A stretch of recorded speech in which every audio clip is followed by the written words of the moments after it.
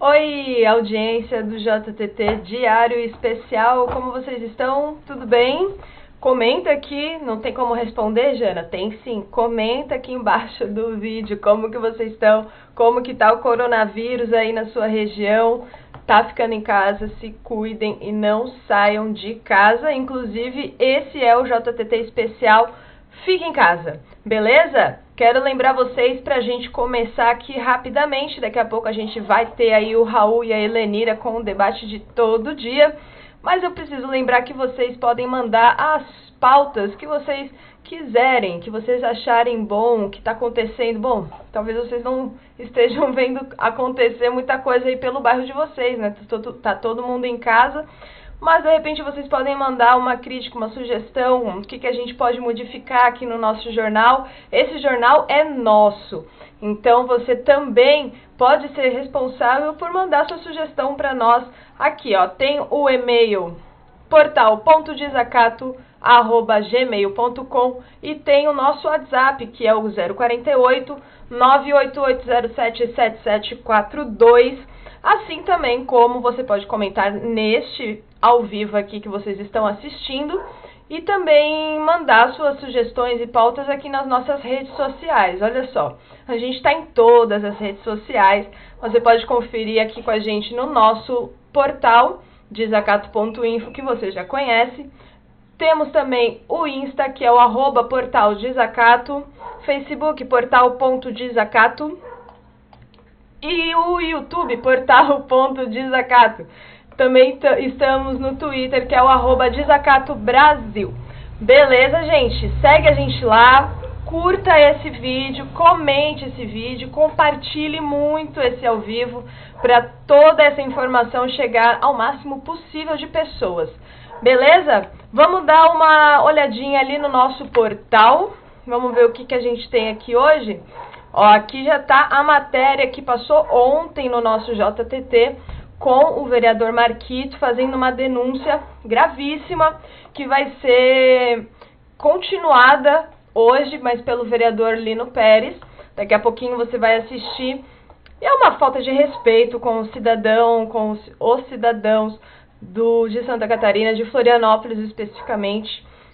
E, bom, tá aí a matéria para você ver, para você assistir, porque é um vídeo da entrevista que a Cláudia Weimann fez com o vereador Marquito.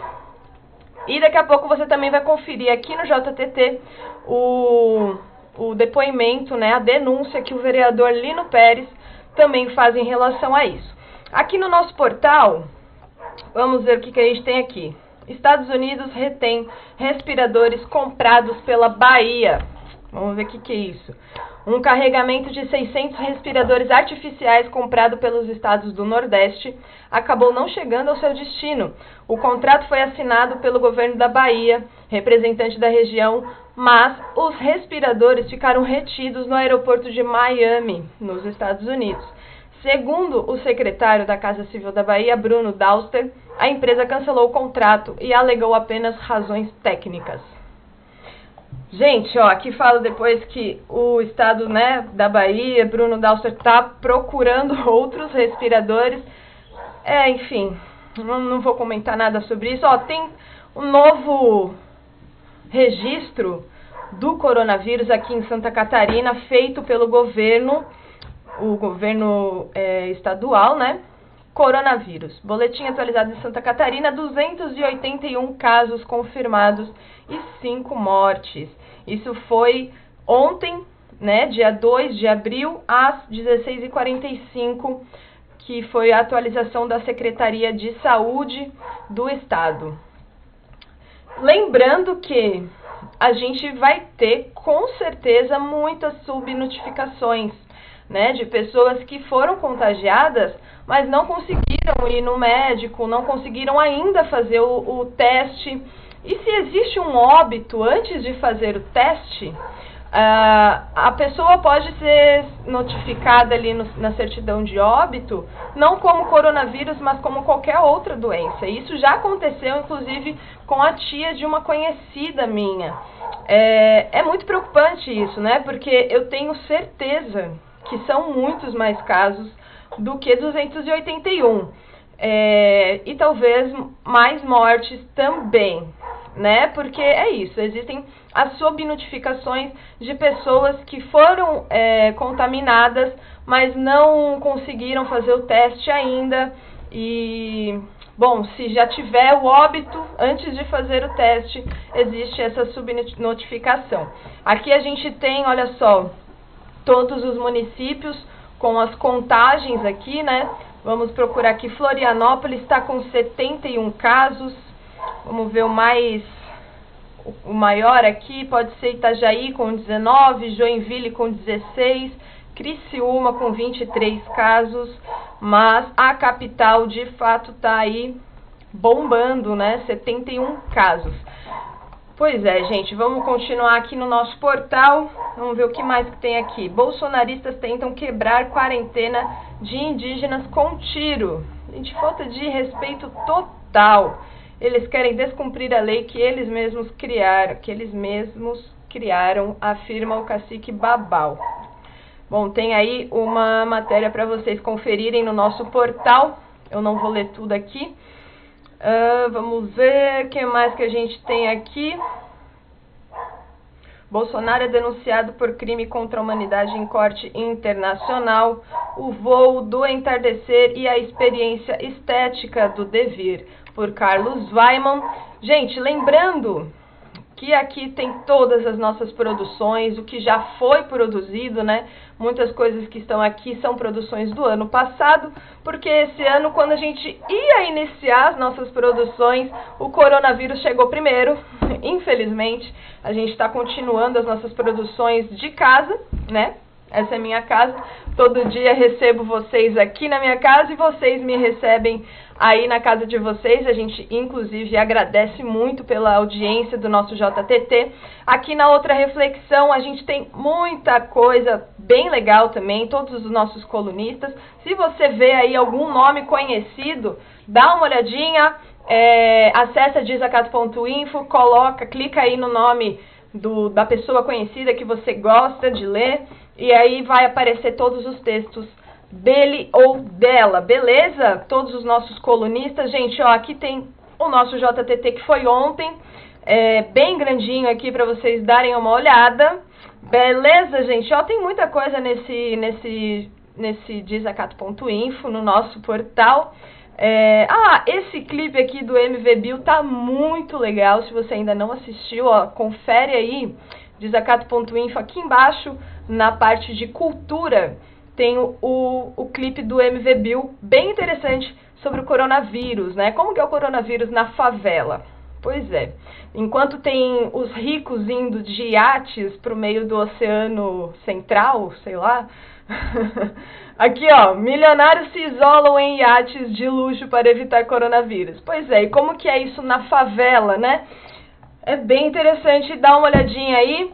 E eu preciso falar para vocês aqui, ó, seja um leitor ou leitora amiga do Portal Desacato, vocês já sabem, já conhecem, mas eu tenho que falar que a gente vai ficar muito agradecido, inclusive a continuidade desse projeto, né, vai ser muito agradecida a sua contribuição, e você pode contribuir mensalmente com os valores de 10, 20, 50, 100, 250 reais, ou anualmente com os valores de 20, 50, 120, 250 e 500 reais anuais.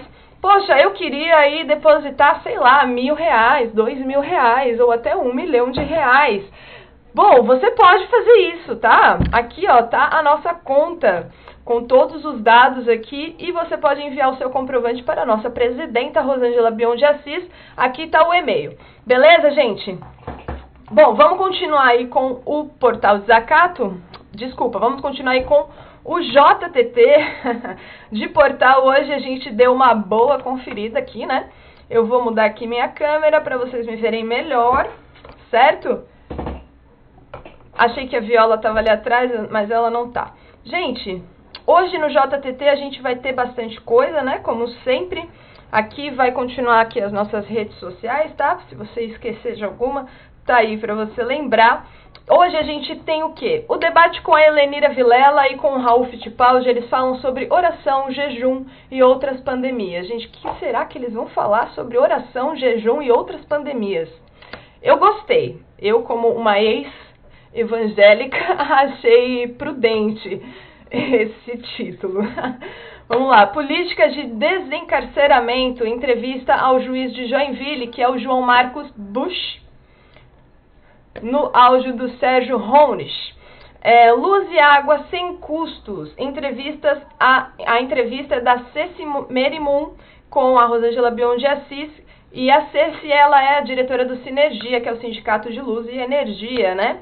Reinvenção, poema de Cecília Meirelles. Hoje a gente tem o quadro Letras e Sentidos, por Cláudia Weiman. Para dar uma relaxada, né? Vamos esquecer um pouco do coronavírus e ver uma bela poesia aí da Cecília Meirelles hoje.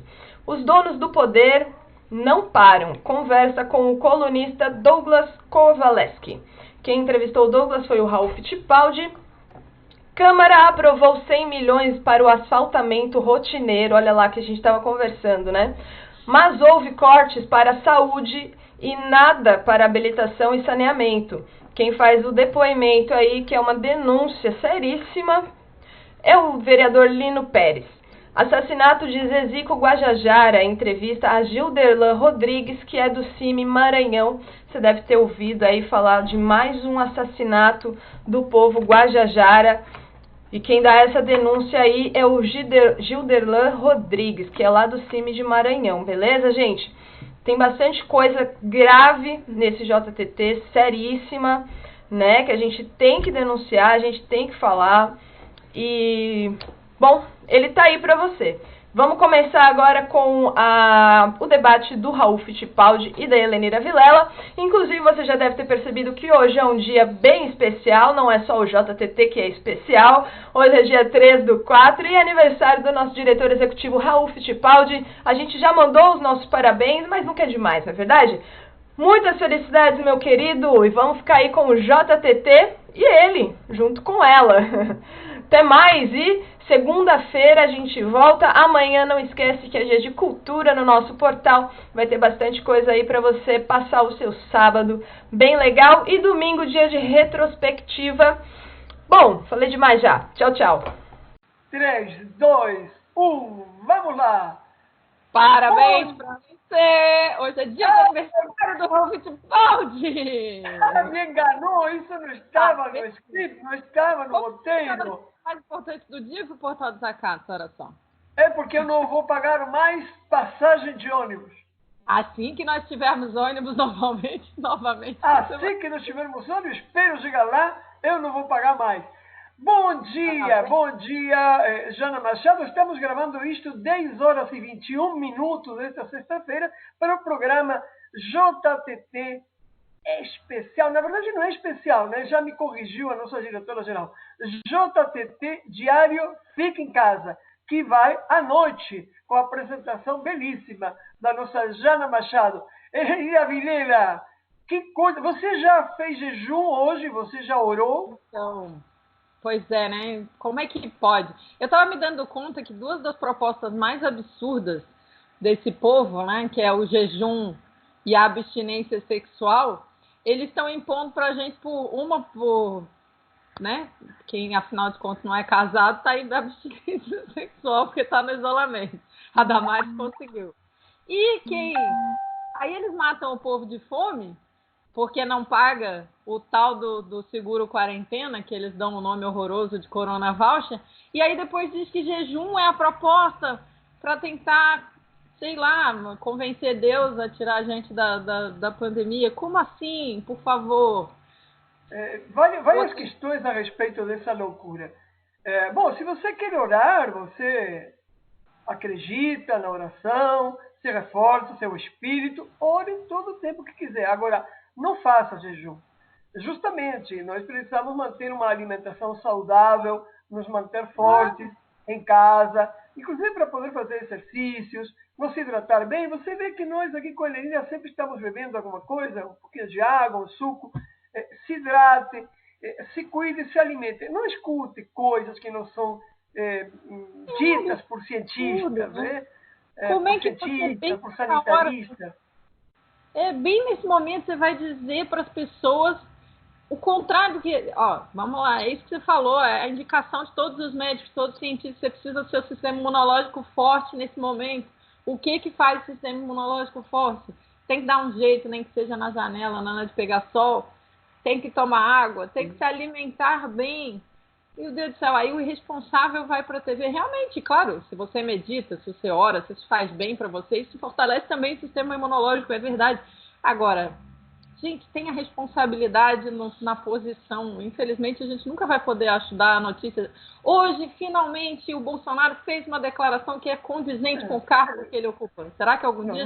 Não é condizente porque ele é produto de uma situação fraudulenta, porque ele é produto do erro político e de cálculo de setores importantes do poder, das oligarquias, e nós temos uma pessoa inconsequente. Aqui não se trata de atacar o Bolsonaro, já nem por uma questão ideológica, Elenira. Tudo bem isso na área da economia, é importante, mas não é isso. É que realmente ele produz um desequilíbrio muito grande nos seus seguidores, que tem características profundamente fanáticas. Você tem esses séquitos evangélicos todos os dias na porta da alvorada, cantando louvores a Bolsonaro, essas pessoas acumuladas, aglomeradas já. E outra coisa, continua faltando o respeito de todo mundo. Não só na briga com os governadores, não só desqualificando nessa briga o ministro da Saúde, como também tensionando outras inconsequências. Esse fato, isto como a chuva, 70% vai se molhar, e depois a reflexão seguinte, acontece que as pessoas, depois de pegar a infecção, é que elas vão pegar um antídoto natural e não vai mais acontecer. Gente, o antídoto vem por vacina. Ninguém precisa arriscar sua vida à morte, pegando a doença, pegando o coronavírus, para depois se curar e que ele não volte nunca mais. É mais um disparate do presidente, aspas, da nação, mais uma inconsequência, e nós temos que ter clareza. A ver, nossa audiência já tem essa clareza. Nossa audiência, pela característica do setor determinado da sociedade, com determinadas linhas de pensamento. Mas dentro das famílias, das nossas eleitoras e eleitores, não todo mundo pensa dessa maneira. E tem gente que, desavisadamente, ou por um problema educacional, problemas de fé, acredita no que diz essa pessoa que ostenta a primeira magistratura. Então, por favor, ajudem os seus familiares. Pensa para não fazer jejum, pensa para ninguém pegar uma infecção, porque depois, então, assim ganha o antídoto. Por favor, faça isso, Elenira. Até porque a gente já houve lugares no mundo, né, na Inglaterra, na Itália, que testaram essa ideia boa de infectar para poder imunizar. E o que acontece, a gente já explicou milhões de vezes, é que até lá colapsa o sistema de saúde e as pessoas vão morrer. Exatamente. Não só as que morreriam de Covid, morre muito mais gente da própria infecção, porque essa é uma infecção que você corre o risco de matar. Eu brincava antes da gente começar a gravar que não é igual catapora, né? Exatamente. Catapora, quando eu era pequena, minha mãe me levou para meus primos para pegar catapora para me imunizar antes de ter a vacina, agora já tem. Mas não é igual, porque você corre o risco de morrer ou de ficar com um comprometimento pulmonar sério para o resto da vida com sequelas, porque quem sobrevive mais pega a forma mais grave, fica com sequelas para o resto da vida, e colapsa o sistema de saúde a ponto de que a pessoa que tiver um infarto vai morrer, que podia ser tratado porque o sistema de saúde vai estar colapsado, a pessoa que sofre um acidente vai morrer porque o sistema de saúde não vai conseguir atender que está colapsado. Então, que você vai continuar produzindo infecção nos outros, transmitindo para os outros. Fique em casa, por favor. Exatamente. Aí a professora de matemática, quem não sabia para que servia estudar progressão geométrica, crescimento exponencial, essas coisas, cada pessoa que transmite para 3, que vai transmitir para mais 3, isso são 3, 9, 27, 81, 340, 243, isso cresce rápido demais. Então, você tem que ficar em casa para não transmitir, você tem que não pegar a infecção, você tem que se hidratar, não pode fazer jejum, enfim. né? Tem que respeitar Elenira, temos mais 3 minutinhos. Desculpa, hoje temos que ser breves. Em que está gastando seus dinheiros de publicidade e como no governo estadual de Santa Catarina? Eu fiquei bem eu acordei de manhã recebendo essa notícia. Recebi do querido Zeca Pires, me mandou. Imagina que o governador, ele mesmo diz que até hoje ele conseguiu arrecadar para lidar com o Covid. Ontem ele deu na declaração, inclusive, que ele briga com o Bolsonaro. Ele disse que conseguiu arrecadar 72 milhões. E aí eu recebo a notícia de que desses 72 milhões ele assinou sem dispensado de licitação um contrato com a empresa do Wilfredo Gomes de 2,5 milhões. Aí você fala assim, ora, porque quando ele disse, o Estado precisa de 1,3 bilhão para resolver a questão e está brigando corretamente com o governo federal para arrecadar volumes razoáveis de dinheiro para combater essa questão. Realmente, em 1,3 bilhão, você gastar 2,5 milhões com publicidade pode ser razoável se você usar isso para fazer informação à população, informação oficial, no meio de tanta mentira e fake news que rola. Mas aí, quando ele me diz que conseguiu levantar só 72 milhões, aí vai gastar 2,5 com isso? Não, aí não é inaceitável. Essa não é a medida mais urgente, ele pode sensibilizar e tem conseguido a mídia, inclusive a mídia comercial e bastante a mídia independente, para fazer a informação que precisa e gastar o dinheiro comprando equipamento que está faltando. Até lá é inaceitável, né? Que absurdo. Mas parece que nós temos problemas de prioridades aqui, né? O Jean conseguiu aprovar ontem, os vereadores, na sua maioria, aprovaram 6 milhões. Isso é mais grave, né? É bem mais grave. No caso do Jean Loureiro é bem mais grave. Olha só. Se o governo do estado está reclamando que arrecadou 72 milhões para lidar com o Covid, o governo municipal de Florianópolis se endividou em 100 milhões para fazer asfalto nesse momento. Quer dizer, é lamentável que os grandes empresários, que aí é preciso que se diga, continuam mantendo seus empregados, que são esses políticos, porque o problema é que os grandes empresários da construção, por exemplo, que exigem que os seus empregados, tipo o Jean, façam isso, contratem e mantenham o dinheiro circulando dos pobres para os ricos, independente da importância da vida das pessoas, de salvar as pessoas. Então, e esses políticos que são empregados desses grandes empresários atuam no interesse deles. É lamentável, é importante que eles entendam o momento. Pelo jeito, até agora ainda temos governantes e dirigentes que não entenderam o momento que nós vivemos, e nesse caso a gente precisa responsabilizar a maioria da Câmara de Vereadores de Florianópolis, que aprovou uma coisa dessa num momento desse, como a gente disse ontem, numa sessão que devia estar só preocupada em lidar com as questões que envolvem a pandemia. Mas é isso, Raul. No decorrer do programa, então, nós vamos desenvolver isso com o vereador Lino Pérez. Já fizemos um par de vezes também com o vereador Marco José de Abreu. Elenira Vilela, que tenha uma teleconferência muito boa, um belo debate hoje nacional do Sinacef, que será muito rico, com certeza. Eu vou assistir depois gravado, né? Porque tenho que estar no JTT. Claro. Fica em casa. Tenho que corrigir. A Crimeia e a Amelinha Teles são duas mulheres muito fortes. Para mim é uma honra participar desse debate. E quem puder do Portal do Zacata assistir depois gravado vai ser bem interessante. E parabéns. Muito bem. É um belo dia de aniversário, Ralph Fittipaldi.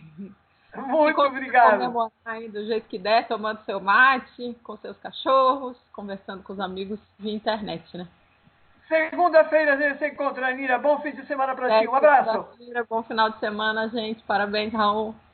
Obrigado. Beijo. Jana Machado, continua agora o desenvolvimento do JTT Fica em Casa.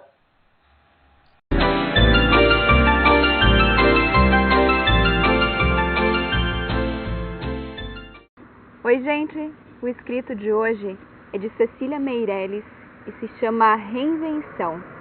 E diz o seguinte: a vida, ela só é possível se reinventada. Anda o sol pelas campinas e passeia a mão dourada pelas águas, pelas folhas. Tudo bolhas que vem das fundas piscinas de ilusionismo, mais nada. Mas a vida, sabe a vida mesmo, ela só é possível se reinventada. Vem a lua, vem, retira as algemas dos meus braços, dos meus pulsos. Projeto-me por espaços cheios da tua figura. Tudo mentira, mentira. Ouviram? Da lua, da noite escura. Não te encontro e também não te alcanço. Só no tempo equilibrada. Desprendo-me do balanço que além do tempo me leva e leva. Só na treva fico recebida e dada, porque a vida, sabem, a vida é essa mesma, ela só é possível se reinventada. E nós vamos reinventá-la. Gente, esse escrito é para essa sexta-feira. A gente vai encerrando a semana também de JTT Diário aqui no Portal Desacato. Segunda-feira, semana que vem, tem mais da outra poesia. Se inscreva no nosso canal no YouTube, nos siga no Twitter, no Instagram, no Facebook. Até mais, gente. Tchau, tchau.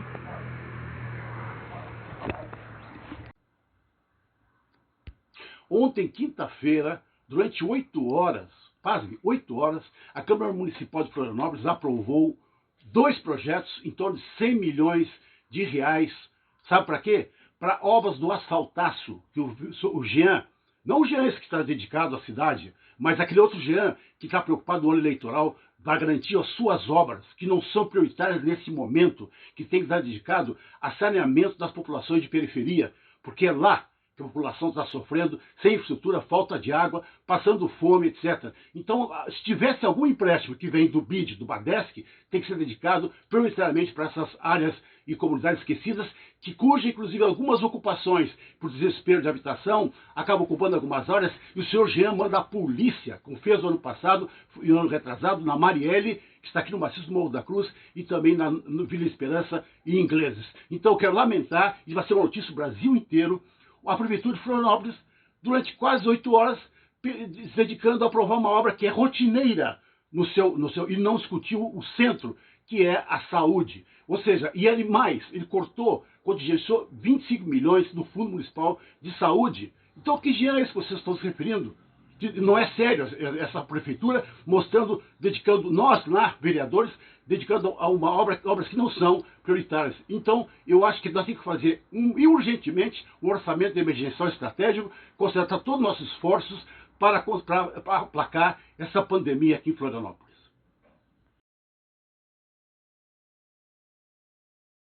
Nós estamos em contato agora com o Dr. João Marcos Buch, que é juiz de direito da comarca de Joinville. Bom, Dr. João Marcos, o senhor é um juiz garantidor da lei, dos direitos humanos, é um defensor do fim do encarceramento em massa. O senhor concorda quando se diz que o governo atual do Brasil está indo na linha contrária ao que o senhor imagina que seja a gestão do sistema prisional brasileiro? Perfeitamente. A política de Estado não é nova, né? Não é nova. A situação de colapso que o sistema prisional se encontra não é algo de poucos anos, é algo de algumas décadas que vem acontecendo. Mas, nitidamente, nesse último governo, o caminho adotado pelo ministro da Justiça é um caminho contra a Declaração Universal dos Direitos Humanos de 1948, que existiu e que nasceu em contraponto ao Holocausto, ao genocídio judeu. E o governo atual brasileiro tem uma política de superencarceramento, sem base científica, sem base na criminologia e que naturalmente vai gerar mais violência e que todos nós sofreremos. É bastante lamentável essa política de colocar as pessoas nas prisões já superlotadas, sem um mínimo de estudo científico e tão pouco econômico, porque o resultado, o efeito para a economia disso, não há valores. O governo brasileiro, o Estado brasileiro, não tem condições de manter pessoas presas nos moldes legais com um mínimo de dignidade. Não tem, isso já é prova. E então, se eles vão por uma linha superencarceradora, significa que cada vez mais as pessoas morrerão como num campo de concentração. Bom, a gente está conversando com o Dr. João Marcos Buch, que é juiz de direito da comarca de Joinville. Em tempos de pandemia pela Covid-19, o senhor acha que é necessário que esse processo de desencarceramento seja retomado? Sim, o Conselho Nacional de Justiça, através do seu presidente e ministro Dias Toffoli, emitiu uma recomendação para todos os juízes do Brasil, a partir de dados científicos e a partir de contatos com o Ministério da Saúde, no sentido de que a população carcerária é uma das populações mais vulneráveis a essa pandemia e que, se ela for atingida, porque já é uma população naturalmente com baixa imunidade, pode vir a fazer com que os detentos, os 800 mil detentos do Brasil, passem a demandar leitos hospitalares já numa situação caótica. Então, o objetivo é distensionar o sistema, abrindo espaços dentro do sistema, abrindo galerias dentro do sistema para triagens, para separação de detentos eventualmente suspeitos de estarem contagiados. E isso só é possível a partir do momento em que detentos mais próximos da liberdade, do cumprimento de suas penas, sejam mandados para a prisão domiciliar, detentos que estejam em regime semiaberto, que já saem para trabalhar durante o dia e retornam à noite, que têm autorização para pernoitar em casa.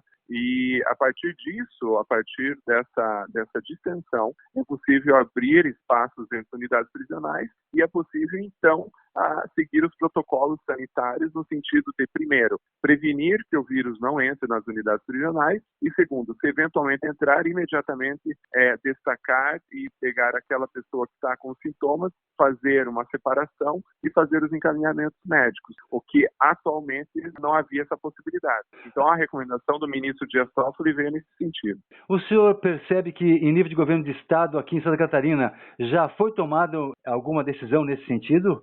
Sim, o Poder Judiciário catarinense tem atuado, em sua grande maioria, conforme a recomendação do Conselho Nacional de Justiça.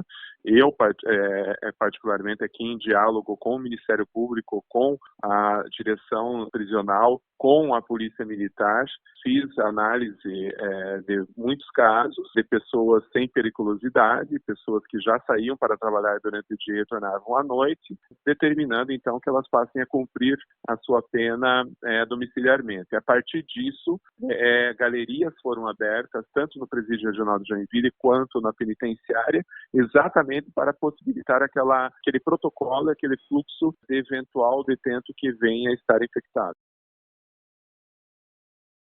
Jana Machado, audiência do Portal Desacato, do JTT, Fica em Casa, que estamos fazendo todos os dias, desde que começamos coletivamente no Portal Desacato e na Cooperativa Comunicacional Sul, a quarentena. E um dos que está fazendo a quarentena é nosso companheiro, colunista de todas as semanas, Douglas Kowaleski. Tudo bom, Douglas?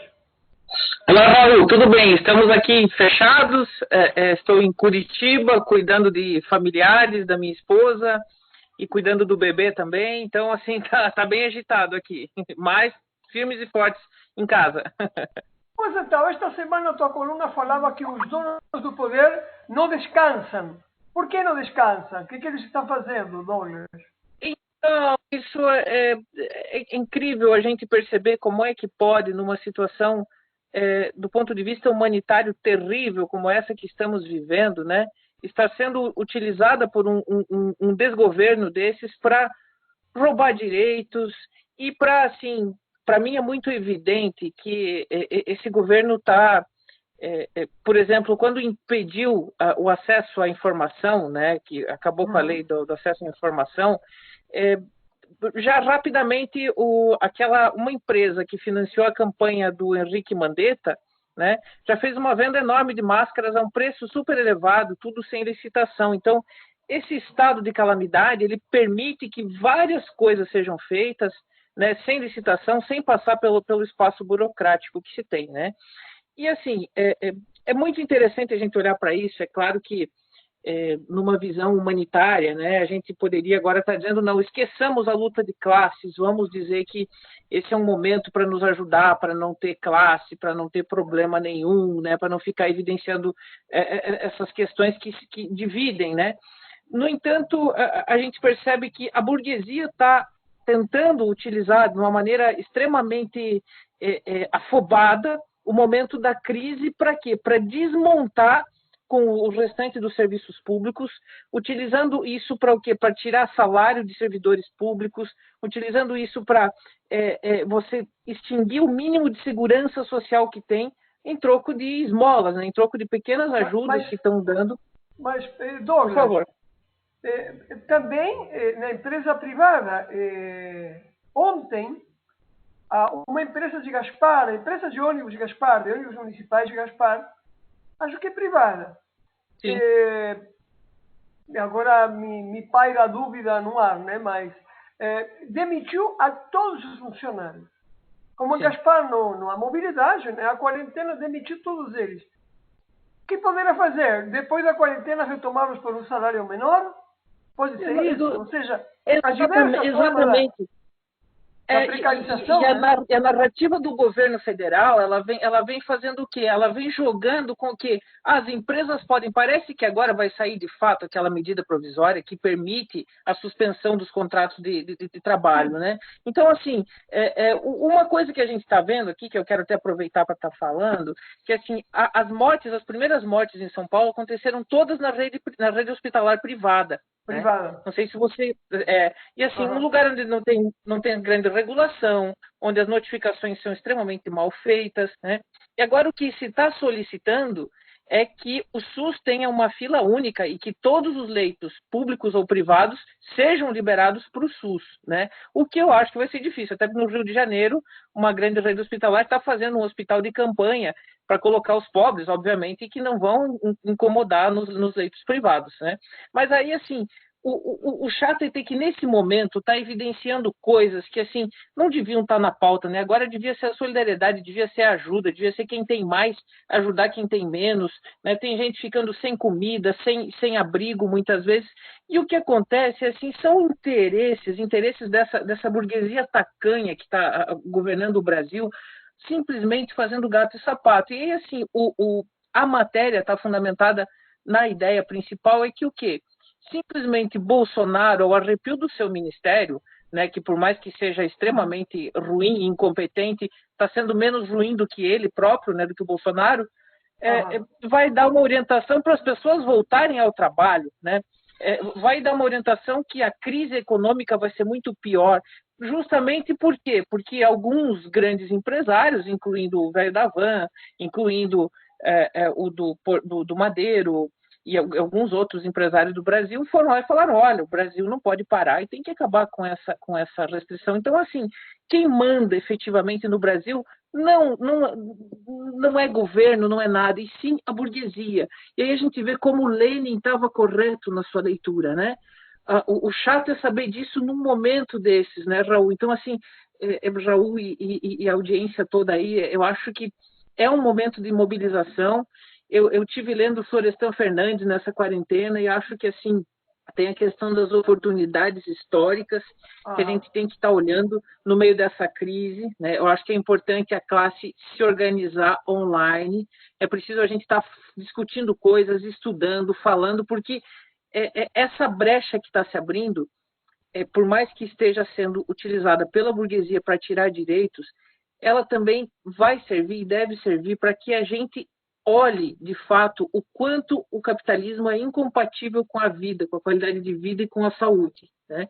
Principalmente, a saúde tem um apelo ao redor dessas questões que, quando falta leito hospitalar, quando falta respiradores, quando falta medicamentos, você consegue mobilizar um número grande de pessoas em prol de uma causa que ela segundo alguns, está acima da política. Eu não concordo, eu acho que tudo isso é política, mas é um momento interessante de a gente tentar sobreviver em primeiro lugar e organizar a classe para um retorno de outra forma.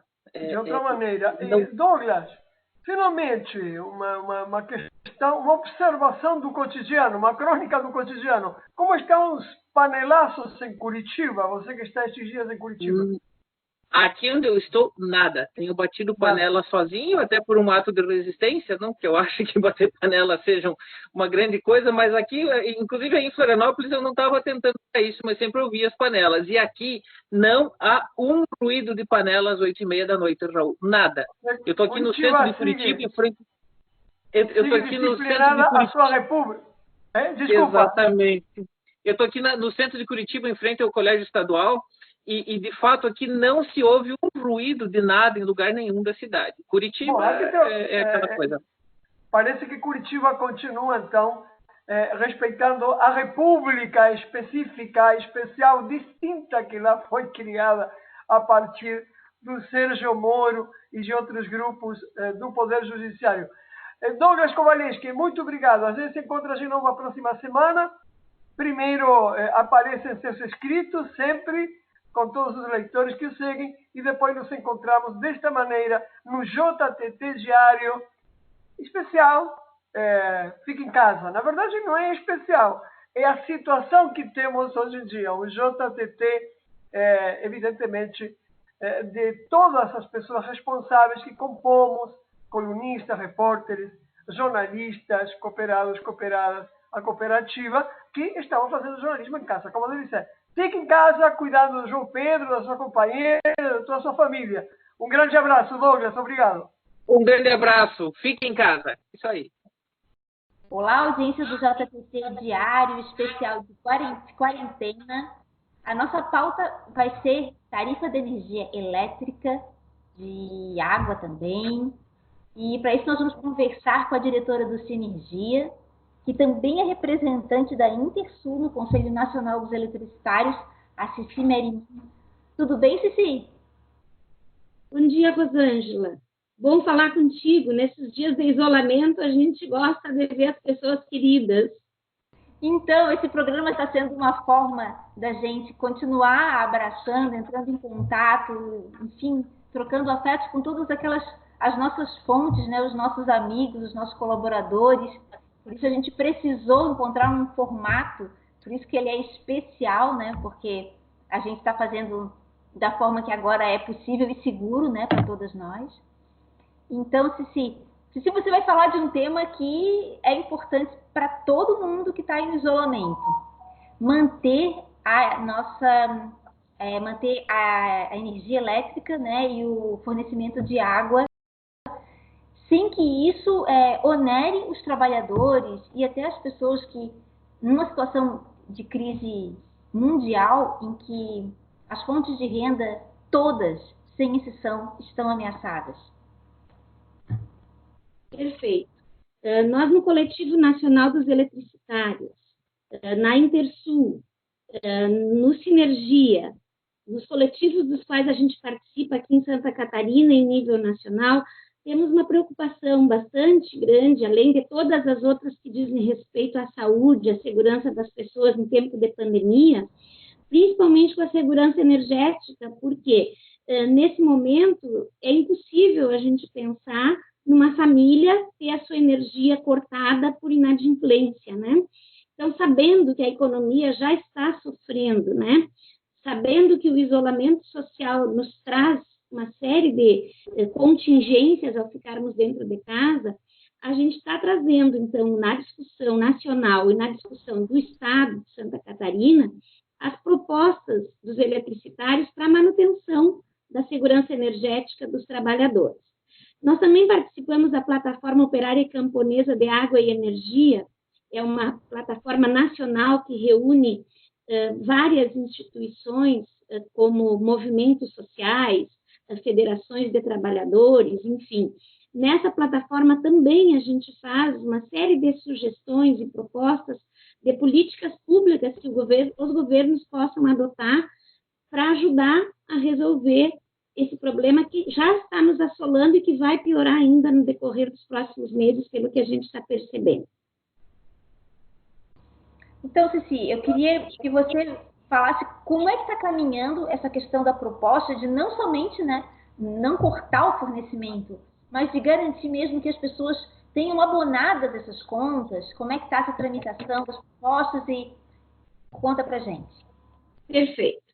Nós tivemos participação há poucos dias numa audiência com a ANEEL, que é a Agência Nacional de Energia Elétrica, onde tanto integrantes da Plataforma Operária Camponesa da Água e Energia, quanto integrantes do Coletivo Nacional dos Eletricitários, fizeram a defesa da gratuidade da conta de energia elétrica até 170 kWh por mês, que são aqueles trabalhadores residenciais de mais baixa renda.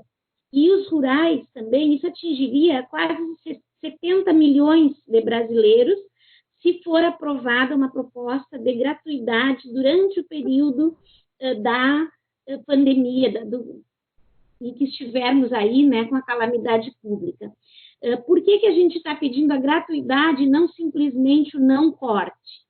Porque a gente tem a clareza que é possível encontrar mecanismos que busquem nos consumidores de grande porte, nos consumidores que trabalham na parte de energia livre de consumo, que eles possam ajudar a pagar a conta dessa população mais fragilizada, que são os pequenos consumidores, tanto rurais quanto urbanos. Também a gente defendeu lá a revogação do decreto 9642 de 2018. No apagar das luzes do governo Temer, foi editado um decreto que acaba com o subsídio para os pequenos agricultores. Isso num estado como Santa Catarina e no país inteiro é um desastre, porque hoje nós temos um subsídio que garante aos pequenos agricultores que eles vão pagar menos energia para poder fazer a produção de alimentos, que é onde nós temos a maior parte da produção de alimentos na pequena agricultura. Com esse decreto, o subsídio vai acabar, já está acabando, então nós também estamos pleiteando politicamente isso, né? Foi defendido junto à ANEEL a proibição de cortes, aumentos e taxas durante o ano de 2018 e foi solicitada a religação imediata de todos os consumidores que estejam com a sua energia suspensa.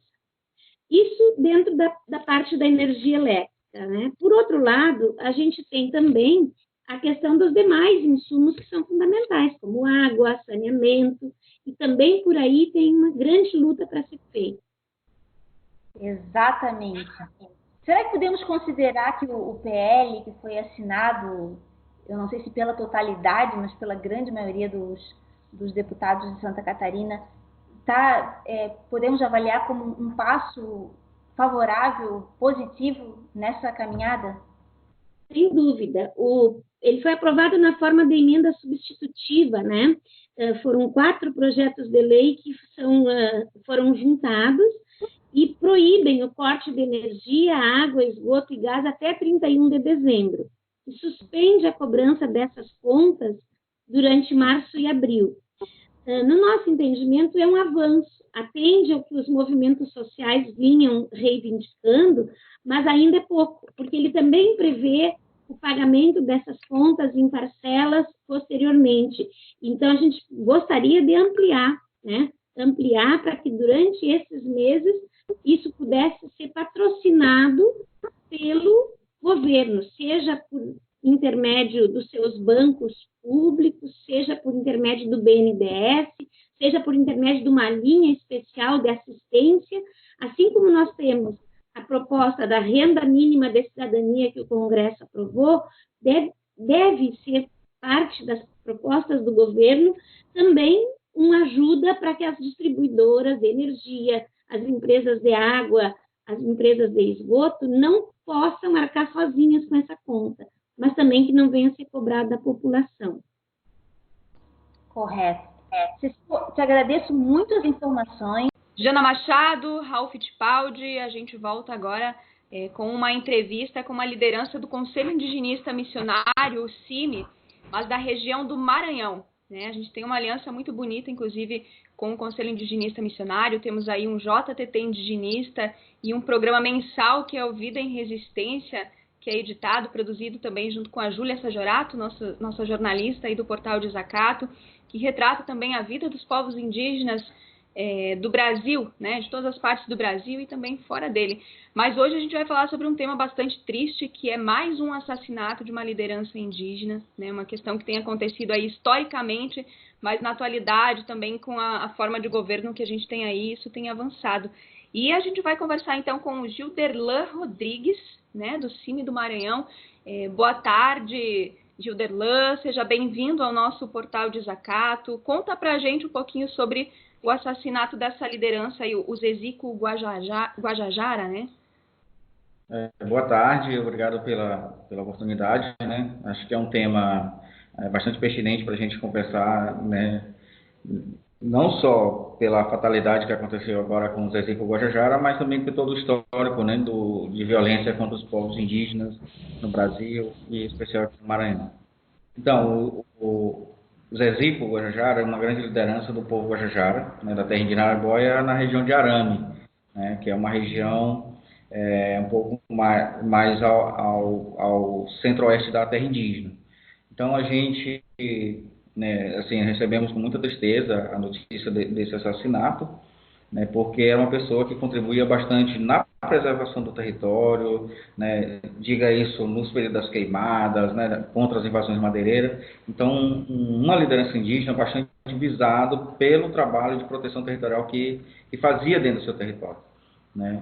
Então, ele sofreu uma emboscada, né, recebendo um tiro de espingarda que chegou a cair já próximo da sua aldeia. Nós imaginamos que ele estaria tentando chegar até a aldeia para pedir socorro, né, até porque da onde ele caiu para a aldeia já fica bem perto, então anteriormente de onde ele foi atirado não tem mais outras aldeias, né, então ele tentou fazer isso, buscando seu atendimento, mas não conseguiu. Então, assim, a região de Arame é uma região histórica de invasão madeireira, de caçadores. Várias lideranças indígenas ali naquela região já sofreram a tentativa de assassinato, lideranças indígenas foram assassinadas naquela região, né? Acabam, infelizmente, tendo, nesse contexto, né, alguns indígenas que se envolvem com essas práticas ilícitas, né? E aí tensionam mais dentro das comunidades, porque acabam, né, optando por esse modelo de exploração, e aí as lideranças indígenas que fazem um pouco o enfrentamento desse modelo de destruição acabam também sendo visadas internamente e externamente, né? E com o Zezico não foi diferente, né? Por conta disso, uma pessoa muito visada ali, todo mundo conhecia que ele fazia esse enfrentamento, né? E portanto acabou tendo sua vida ceifada, né? Aí assim, a gente no Maranhão estamos com um levantamento agora desde o ano passado, e a gente está constatando que o povo Guajajara, em especial da terra indígena Araribóia, está sendo vítima de um genocídio programado, né? Quer dizer, se a gente pega hoje mais de aproximadamente 50 indígenas assassinados no Maranhão, né? Só entre o povo Guajajara, agora são 20 indígenas da terra indígena Araribóia que foram assassinados, né? E de novembro para cá nós temos, se confirma um outro indígena que foi assassinado dentro da terra indígena Canabrava, mas que ele era da terra indígena Araribóia, então nós temos aí 5 assassinatos de indígena da terra indígena Araribóia de novembro para cá. Caramba, é muita coisa, né? É muita coisa, né? E assim, a gente tem chamado a atenção como CIMI, ao longo de todos esses anos, para a terra indígena Araribóia, para a proteção da terra indígena Araribóia, né, proteção das lideranças indígenas da terra indígena Araribóia, porque nós sabemos que quando eles fazem o enfrentamento a essa máfia madeireira, né, eles estão expostos, porque essa máfia ela tem viés em todos os campos, no político, no jurídico, né? Tanto que está tudo atrelado, né? A gente tem, ao longo desses anos, constatado isso, que inclusive servidores da FUNAI eram envolvidos, né? Políticos dos municípios que estão no entorno da terra indígena são envolvidos, né? Tem envolvimento com a prática da extração ilegal de madeira. Então, para os indígenas enfrentarem toda essa máfia sozinhos fica muito difícil. Então, a gente tem cobrado do Estado brasileiro que contribua com a proteção dos povos indígenas que estão fazendo esse enfrentamento ali. Infelizmente, a resposta não tem sido a contento, tanto é que a gente está vendo esse genocídio do povo Guajajara terra indígena Araribóia. E aí é o seguinte, por que nós estamos vendo isso?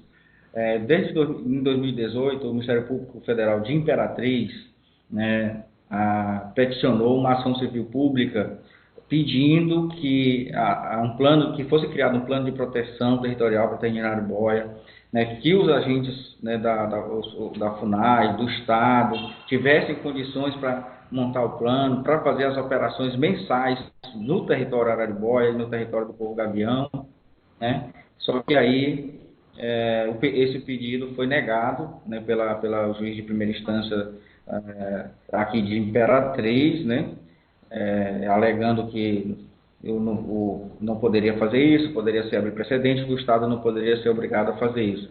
E aí a consequência também disso, né, são essas mortes.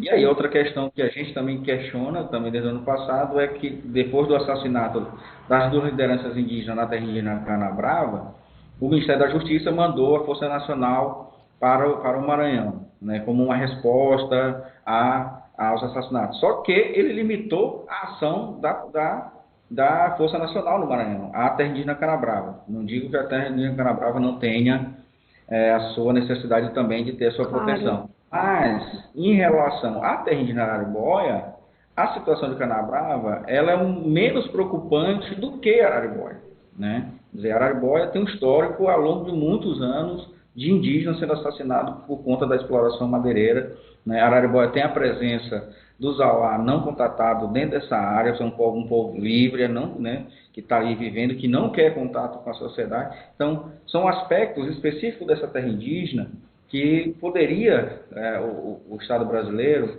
olhar com mais carinho, olhar com mais preocupação o que está acontecendo ali, porque são muitas vidas ceifadas ao longo desses anos, e um histórico de violência dentro do território.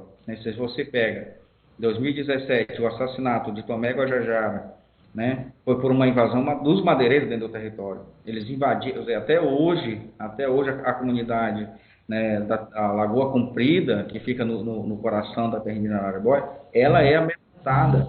A pessoa tem medo de 2007, eles não conseguem esquecer, né, quando os nandinhos chegaram atirando dentro das aldeias. As crianças até hoje são traumatizadas, né? Então, tem um contexto de violência grande. Em 2018, eles voltaram de novo na mesma região, fizeram um ataque, né? Um novo ataque. Enfim, são vários outros relatos que a gente pode trazer aqui em relação à violência. Então, por isso, para nós, não é aceitável que o Estado brasileiro não olhe para a terra indígena Araribóia com especificidade e garanta a proteção daquele território, garanta a proteção dos indígenas ali. E aí a gente, por isso mesmo que, dentro desse contexto de total omissão do Estado brasileiro, né, em relação à terra indígena Araribóia, as invasões que acontecem, que foram potencializadas, diga-se, né, com muita clareza, depois da eleição, né, de Bolsonaro, isso acabou se potencializando porque as pessoas que moram no entorno da terra indígena, né, se acharam no direito de entrar na terra indígena porque o presidente ali estava dizendo que não ia demarcar mais terras para os índios, que os índios não queriam território, e aí isso potencializou ainda mais esse conflito, né? E aí, lógico, isso também, com a questão da impunidade, dos assassinatos de muitas outras lideranças, né, isso se juntou e a gente está, né, hoje, o que a gente está vendo é o resultado exatamente de todas essas questões, né? Uhum. E aí, infelizmente, os indígenas têm que colocar os seus corpos na defesa do seu território, que é o que acontece com os guardiões que estão da floresta da terra indígena Araribóia e de outros territórios aqui no Maranhão, que têm colocado os seus corpos diante dessa exploração para proteger o território onde eles vivem, né, e têm a consciência de que se perder esse território, eles jamais não vai ter outro lugar para viver, porque não vão conseguir viver nas periferias das grandes cidades, né? Porque não faz parte do mundo espiritual, cosmológico, claro, a cidade, né? Uhum. Para nossa audiência até saber, a gente acaba perguntando menos e ouvindo mais nessas entrevistas, porque justamente é um tema bastante delicado, são várias denúncias. Eu acho que agora, nesse período também de pandemia, de um colapso na saúde pública de todos os estados, né, do Brasil, mas também do mundo, se torna ainda mais difícil, né, Gilderlan?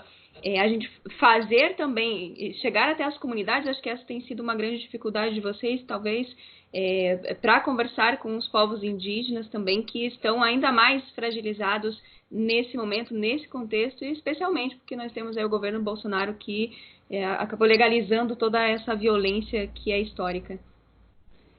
Isso nos torna uma dificuldade, né? Porque a gente sabe nem todas as aldeias a gente tem um sistema de comunicação que funcione, né? Sim. Algumas aldeias a gente consegue ter as pessoas ali um sinal de internet e acabam repassando as informações que acontecem. E ajuda bastante porque também a gente agiliza nesse processo junto aos órgãos pedindo a proteção ali do território. Mas é mais difícil, né? Agora mesmo a gente está recebendo aqui as informações lá da região do Zutiwa, pelo coordenador técnico local da FUNAI, que a situação está tensa, né? Os indígenas estão indo atrás de suspeito, né, de terem assassinado os exícuos. Então a gente está tentando de todo jeito aqui acionar os órgãos para que possa ir, né, fazer a proteção do território lá. Então estamos tendo dificuldade, porque aí agora a Polícia Federal requereu o caso, né, se torna ainda mais difícil, porque aí o deslocamento da Polícia Federal, a gente sabe, é demorado, né, burocrático. Temos que conversar agora, estamos discutindo uma conversa com o procurador, para ele pedir para o deslocamento ser efetivado com mais rapidez. Então, e aí nesse contexto de pandemia, se coloca ainda mais em dificuldade, porque todos os órgãos estão aí, né, respeitando as recomendações, né, mundial da OMS, e os indígenas também fizeram vários comunicados aqui no Maranhão, que era para ter cuidado nas aldeias, que eles estariam ficando nesse tempo também mais nas aldeias, que posteriormente a isso retornaria à sua vida normal. E também muitos órgãos estão respeitando esse processo, também preocupados com os povos indígenas, que a gente sabe que são, né, colocados em situação de mais fragilidade, que a gente tem uma saúde que está funcionando precariamente, né, muitos cortes aí na área da saúde, né, tem os seus funcionários, mas às vezes tu não consegue ter o medicamento necessário, nas aldeias não tem um posto de saúde de qualidade. Então todos esses elementos fazem com que também a gente se preocupe um pouco também de acessar as aldeias nesse momento de pandemia, porque a gente nunca sabe, né, o que pode nós mesmos levarmos para as aldeias sendo, né? E aí, politicamente a gente toma essa decisão de ficar um pouco fora e também respeitando a decisão dos povos indígenas nesse momento. Mas o que a gente pode estar fazendo via, né, e-mail, né, enviando ofícios para os órgãos relatando aquilo que também chega ao nosso conhecimento, nós estamos fazendo a pedido dos povos indígenas que estão nas suas aldeias, aí respeitando também as recomendações de saúde, tendo preocupação com a sua comunidade, porque a gente sabe que, infelizmente, se um indígena pega e vai para a comunidade, pode acontecer toda a comunidade ser infectada, né? Inclusive esse tema, Gil, o Jackson Santana, aqui de Chapecó, vai estar conversando um pouquinho com o jornalista Raul Fittipaldi na segunda-feira, relatando um pouco mais também sobre essa questão relacionada à saúde dos povos indígenas nesse tempo de pandemia. E hoje, sexta-feira, a gente inclusive lançou aí o JTT Indigenista, na verdade é o primeiro jornal com pautas indigenistas do Brasil, que teve todo o auxílio aí do Thiago, do Renato, do Guilherme, da Adi, junto com a Júlia Sajorato, também a Cláudia Baumgardt, trazendo um pouco mais dessa realidade aí do Maranhão, né? O pessoal juntou aí os materiais, inclusive uma entrevista tua está nesse jornal, e a gente vai alimentando um pouco mais de informações nessa entrevista junto aqui no JTT Diário. Te agradeço o Cine aí da região do Maranhão por participar, e saibam que esse espaço sempre estará aberto também para vocês, para as denúncias e para mostrar também as coisas boas que acontecem aí no Maranhão. A gente sabe que são mais coisas ruins, né, levando em consideração todo o contexto, mas enfim, esse espaço sempre estará aberto para vocês. Nós agradecemos o espaço, eu acho que é um espaço importante para a divulgação da luta dos povos indígenas, né? Acho que é importante a gente frisar isso, que os povos continuam fazendo a sua luta, nunca pararam todos esses anos, né?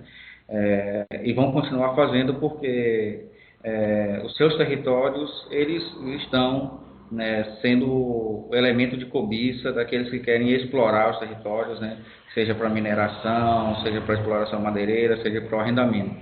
Então, os povos irão fazer sua resistência, nós estaremos junto com eles, porque esses territórios é a vida deles, é onde acontece o bem viver para os povos. E acho que a sociedade brasileira tem que ter também consciência de que esses territórios é importante também para nós, né, da sociedade não indígena, que são espaços de vida coletiva e que nos traz de novo, né, o fato de acreditar na vida, na relação social, na relação conjunta do uso comum das coisas, né, e não o individualismo e a ganância, como prega o capitalismo, né, é um outro modelo de vida. Então é importante que nós possamos preservar também os territórios indígenas, o modo de vida dos povos indígenas. E agradecemos mesmo a oportunidade de falar desse genocídio que acontece contra os povos indígenas aqui no Maranhão, né, que é um genocídio programado que tem tirado a vida de muitas lideranças indígenas. Tá certo, Gilderlan. Te agradeço mais uma vez e voltamos aí com a Jana Machado na produção do nosso JTT Diário. Até mais. Até mais.